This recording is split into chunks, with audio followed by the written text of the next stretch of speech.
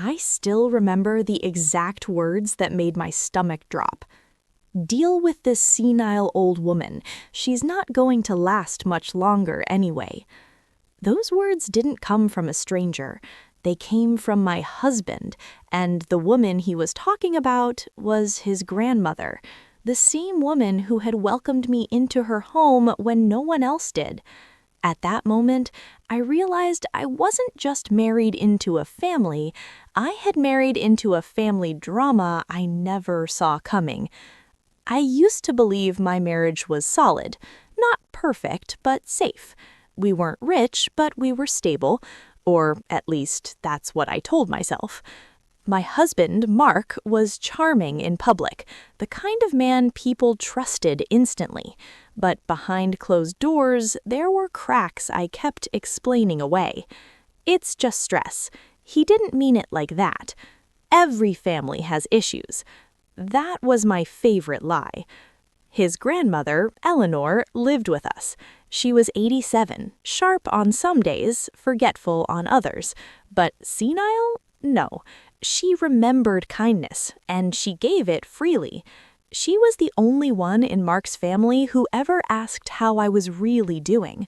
When Mark's parents stopped inviting me to family dinners, Eleanor noticed. When subtle insults turned into cold silence, Eleanor noticed. When the family drama started quietly isolating me, Eleanor noticed. She would squeeze my hand and whisper, "You deserve better than this." I didn't know how right she was. Things started changing when Eleanor's health declined. Suddenly, Mark became very interested in paperwork, wills, property deeds, financial planning. He spoke in hushed tones on phone calls, always stepping outside.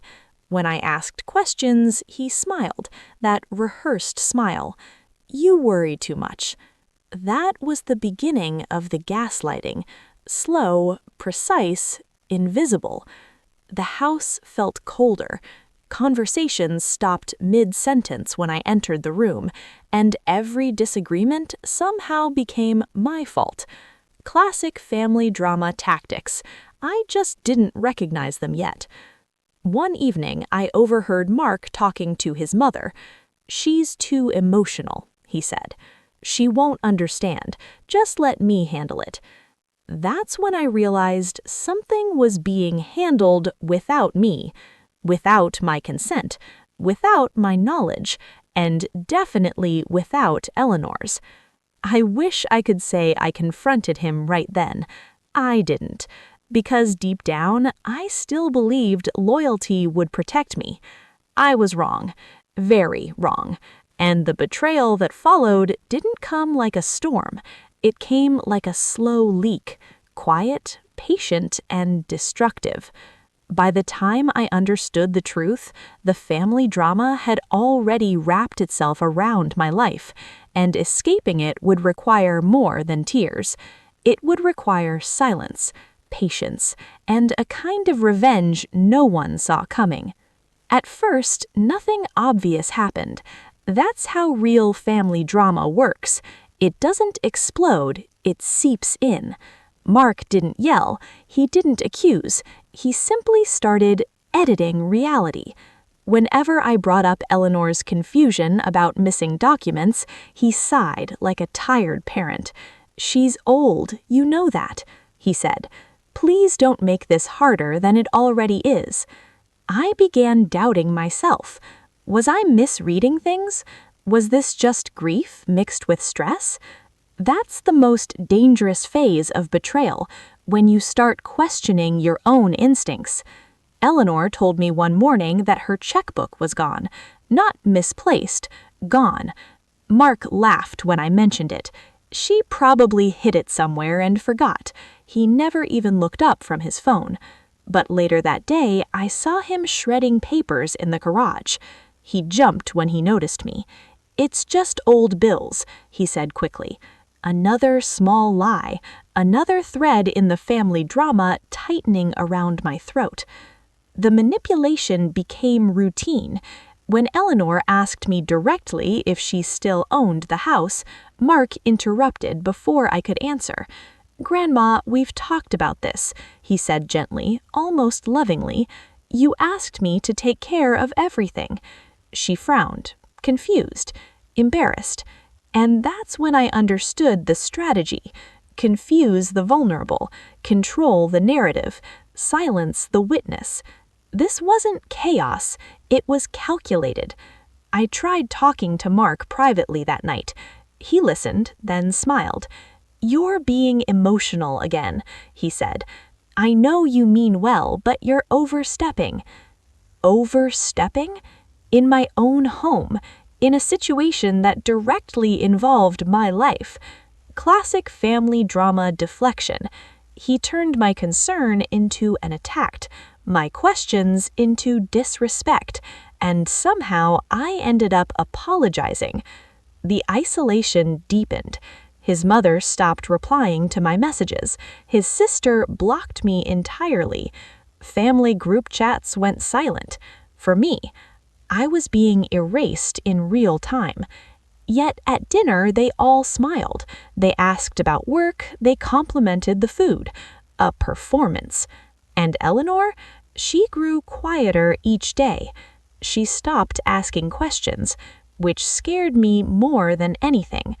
One night, Eleanor knocked on my bedroom door after Mark had fallen asleep. Her hands were shaking. "I think they're lying to me," she whispered. "I don't remember signing anything." That was the moment my chest tightened. Not anger, not yet. Fear. Because now I knew this family drama wasn't about money alone. It was about control. And I was standing between them and what they wanted. They just hadn't realized it yet. I didn't confront anyone after that night. Nothing was ever said out loud. And that was the problem.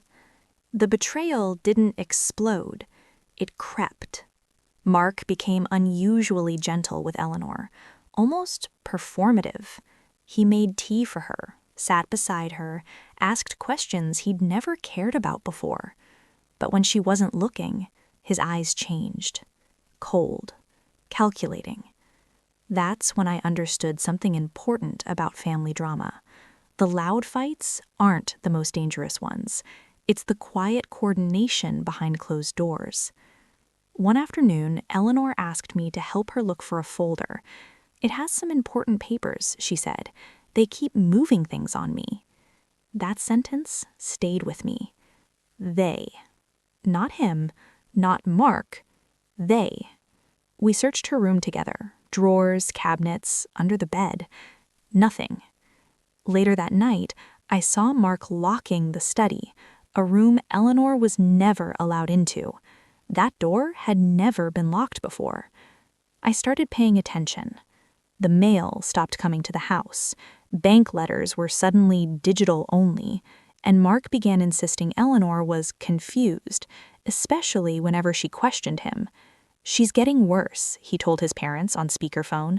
"We should start making decisions for her." I watched his mother nod silently.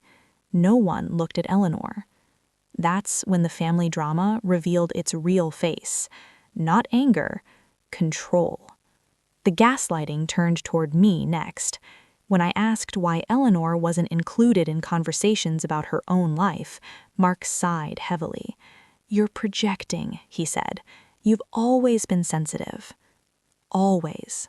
That word again. Every concern I raised became a flaw in me. If I insisted, he accused me of causing stress Eleanor couldn't handle. It was manipulation disguised as care. The breaking point didn't come from an argument. It came from a whisper. One night, Eleanor knocked on my door, trembling. "They're taking things," she said, "things that belong to me, and they say I gave permission." Her eyes were clear, afraid, but clear.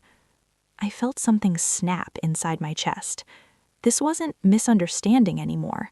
This was betrayal. Calculated, coordinated, intentional.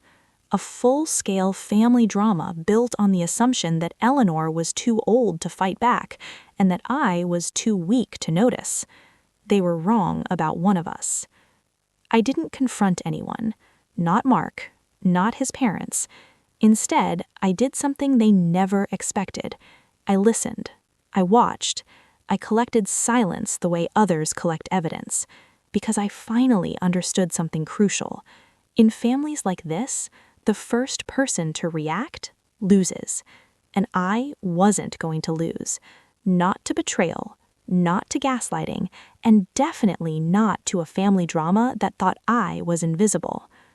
The truth didn't come out in a dramatic argument. There were no raised voices, no slammed doors. It came quietly, and that somehow made it worse. I found the folder by accident. It was tucked behind old tax documents in Mark's home office, a place he suddenly became very protective of. The label was simple. Too simple. Estate planning.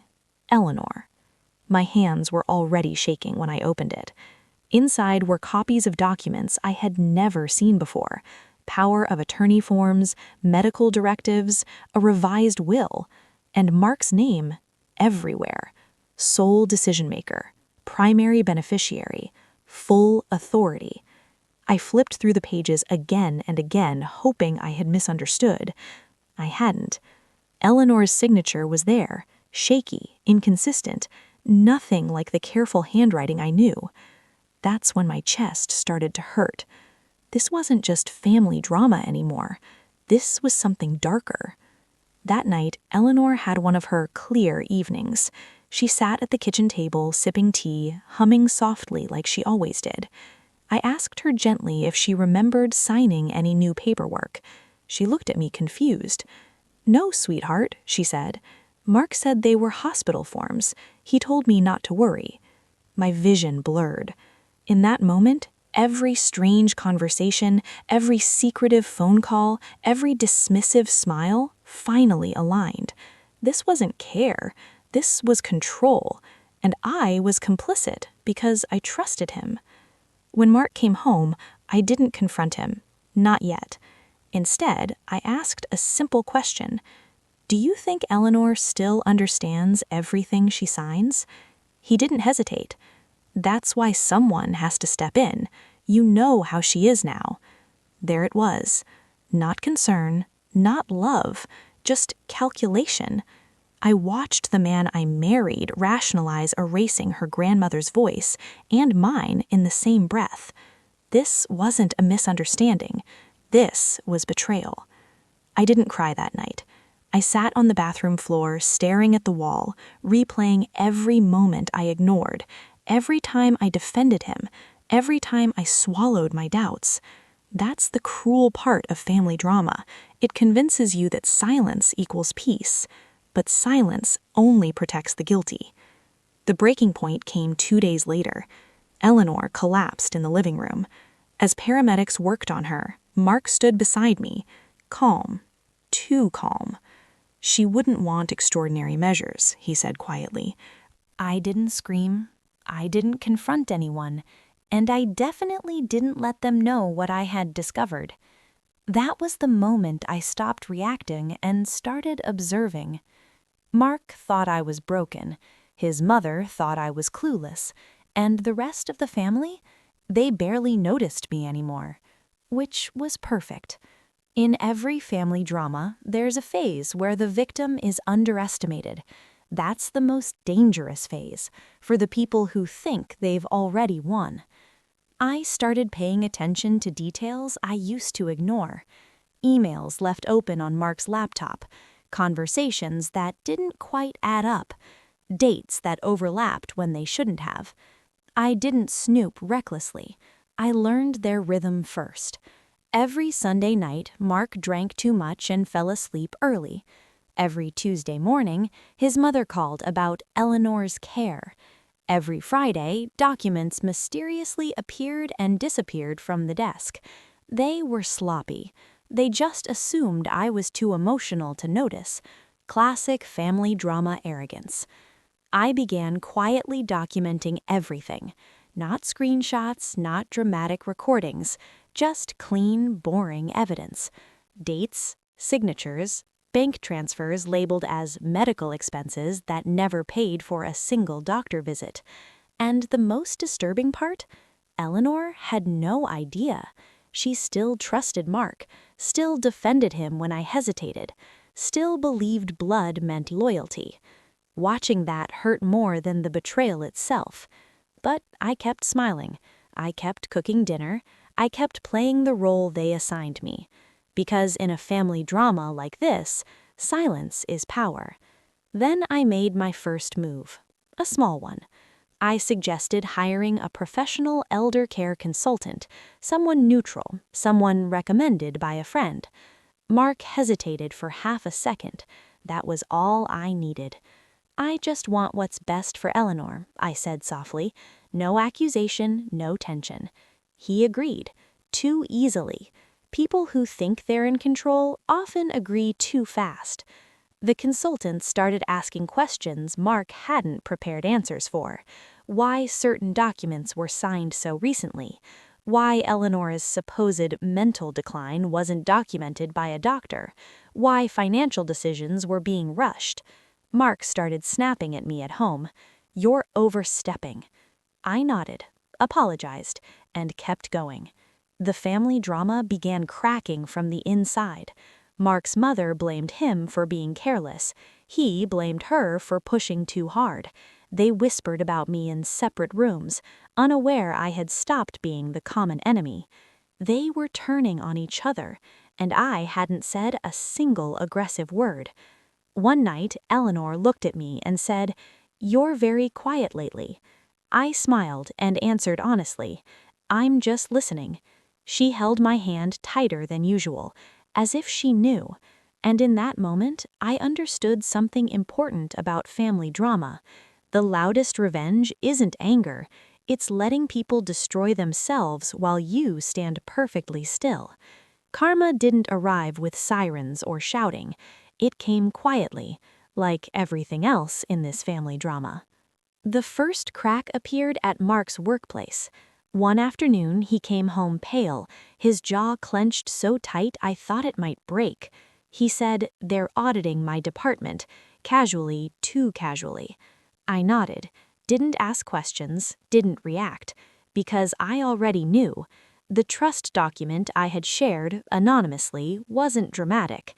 It didn't accuse, it simply showed inconsistencies.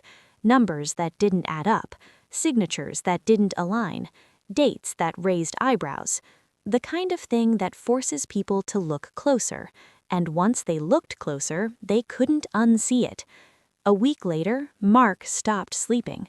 He paced at night, checked his phone constantly, jumped at every email notification.